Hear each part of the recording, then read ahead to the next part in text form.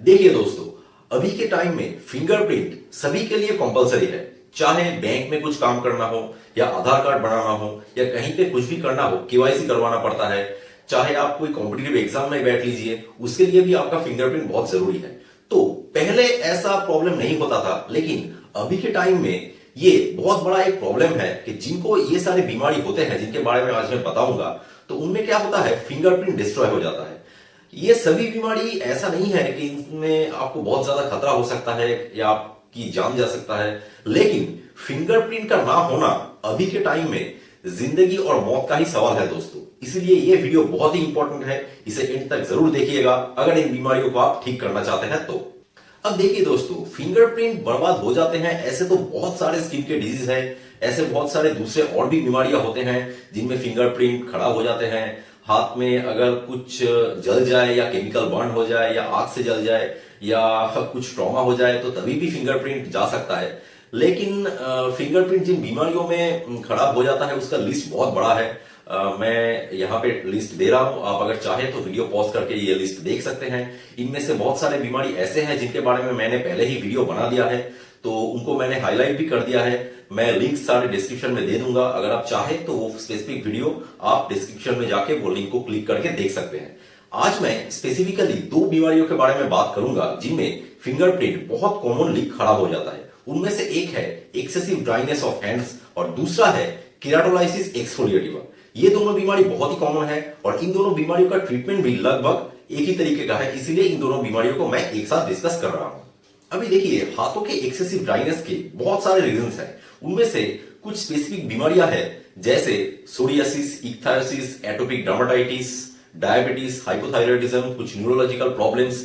इनमें सिर्फ हाथों के नहीं, पूरे बॉडी के स्किन में ही ड्राइनेस हो सकता है, जिनमें हमारा हाथ भी शामिल है। इनको छोड़ के कुछ वेदर कंडीशंस की वजह से, एयर कंडीशन रूम में बहुत देर तक रहने से, बार बार हाथ धोने से, कपड़े धोने का डिटर्जेंट बहुत दिनों तक यूज करने से, बहुत विगोरसली या बार बार हाथ को सैनिटाइज करने से, कोई भी खराब क्वालिटी का सोप या हैंड वॉश यूज करने से, या बहुत ज्यादा साइकोलॉजिकल स्ट्रेस से भी हमारे हाथों में बहुत ज्यादा ड्राइनेस हो सकता है। अब दूसरा जो बीमारी है यानी केराटोलाइसिस एक्सफोलिएटिवा, ये भी बहुत कॉमन बीमारी है। इसका नाम सुनकर घबराइए मत।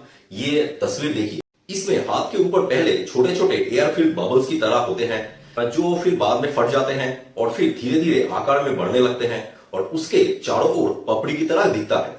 ये बीमारी यंग एडल्ट्स में मोस्ट कॉमनली देखे जाते हैं। उसके साथ ये गर्मियों के मौसम में ज्यादा बढ़ता है और इनके हाथों में बहुत ज्यादा पसीना होने का भी समस्या देखा जाता है। अब इन दोनों सिचुएशन में क्या होता है, हमारे स्किन का जो ऊपरी सतह होता है यानी ऊपरी लेयर होता है वो खराब हो जाता है, उसमें प्रॉब्लम होता है। स्किन में बहुत सारा क्रैक्स हो सकता है, ड्राइनेस की वजह से स्किन फट सकता है। तो इन सारे रीजंस की वजह से जो फिंगरप्रिंट है वो बर्बाद हो जाता है। तो पेशेंट्स बहुत बार आके सिर्फ यही कंप्लेन करते हैं कि सर हमारा फिंगरप्रिंट नहीं आ रहा है, जहां भी हम दे रहे हैं आधार कार्ड नहीं बन पा रहा है या एग्जाम में फिंगरप्रिंट नहीं आ रहा है। तो यही सबसे बड़ा प्रॉब्लम आता है। तो चलिए अब जानते हैं कि कैसे हम इसको ट्रीट कर सकते हैं। सबसे पहले तो अगर आपको डायबिटीज या हाइपोथायराइडिज्म ऐसा कोई अंदरूनी बीमारी है तो उसका पता लगाना होगा। अगर ऐसा कुछ है तो स्पेसिफिक डॉक्टर को दिखा के इन बीमारियों का इलाज करना होगा। उसके साथ आपको स्किन का कोई स्पेसिफिक बीमारी जैसे सोरियासिस, एटोपिक डर्मेटाइटिस, इक्थायोसिस वगैरह ऐसा कुछ है या नहीं ये देखना होगा। अगर ऐसा कुछ है तो इन बीमारियों का स्पेसिफिक ट्रीटमेंट करने से आपका जो ड्राइनेस का प्रॉब्लम है वो ठीक हो सकता है। अब इन स्पेसिफिक बीमारियों को छोड़ के हाथों में जो इन जनरल एक्सेसिव ड्राइनेस होता है उनको ठीक करने के लिए या उनको प्रिवेंट करने के लिए कुछ चीजें आप लोग कर सकते हैं। जैसे अपने हाथों को बार बार मत धोइए।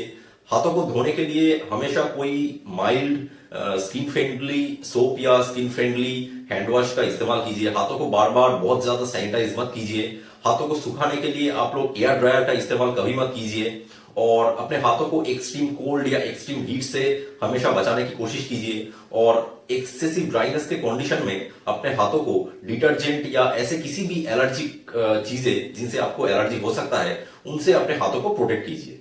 अब इनके ट्रीटमेंट में आते हैं। देखिए, अगर आपको सिर्फ ड्राइनेस ऑफ हैंड या केराटोलाइसिस एक्सफोलिएटिवा है तो इसका वन एंड ओनली ट्रीटमेंट है मॉइस्चराइजर। देखिए, मॉइस्चराइजर्स का इस्तेमाल करके केराटोलाइसिस एक्सफोलिएटिवा को आप बहुत ही आसानी से ठीक कर सकते हैं, लेकिन ये एक क्रॉनिक कंडीशन है।